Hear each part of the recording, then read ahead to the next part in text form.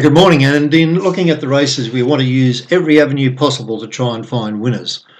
So what I've done, I've thrown up the first weekend of the Spring Carnival, and I'm just putting up the what we would call the consistency type ratings and pop them onto the screen for you. You can see here that basically it shows a whole bunch of horses all in the ring, because a lot of horses have reasonably good statistics.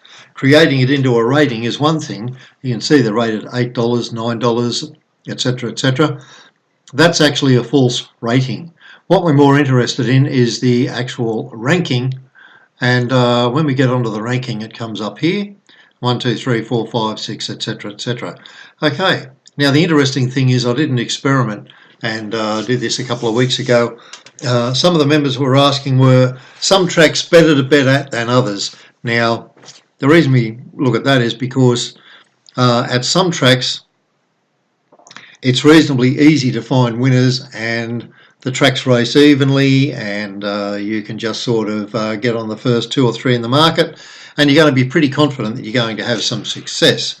So in just testing this, whoops, there we are, we've got this program running. One of the beautiful things about this is when we're looking at future races, we can just click on the races we've loaded on, and we can run our plan for the day.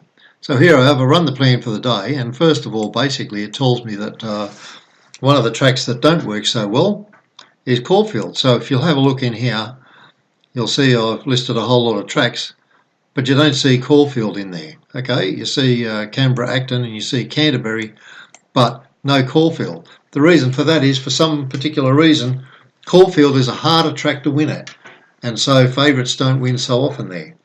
So if we're having a look at these, you'll see that there are our top 2 in each of the races, and even if we backed all of those, we could possibly make a profit doing it. So just to get us an idea, if I just run this back, this is for July, the latest time that I have figures, and only looking at the tracks where we were able to get our selections. I've done that wrong. I wanted to see how it rated by, I'm analysing this to see how the prices worked out from the point of view of the rank of the odds.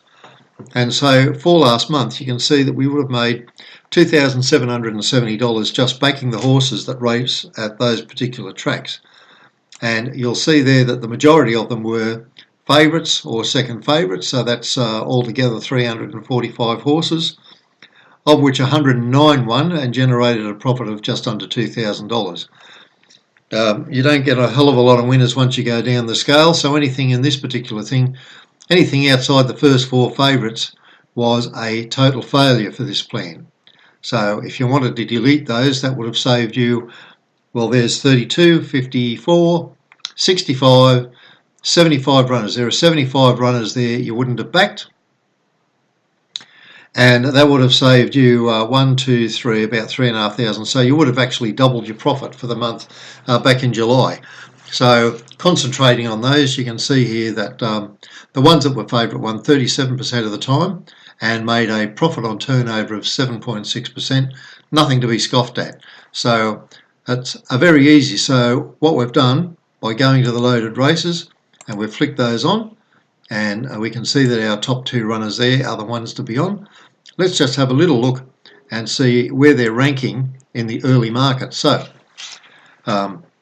we've got the top 2 up, and here we are. We've got Everpax and Panzerfaust. Panzerfaust is likely to be favourite. It's a fairly open market, and Everplex is likely to be in the first 4 in the starting price market in Caulfield. Different situation again. The favourites, well, our top rated horse here is favourite, and I suppose it's a chance, but the reality is that they don't win as often as Caulfield as they do elsewhere. It's a difficult place to win it. If we're looking at race 2 here, we've got Just Shine and Vaucluse Bay.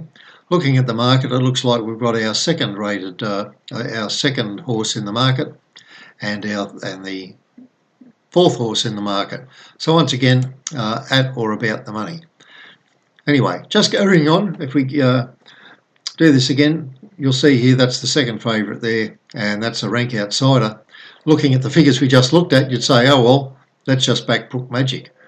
But let's have a look at this Gwyneth, which has won its last 2 starts. They're at Wodonga and Canterbury. So it's it's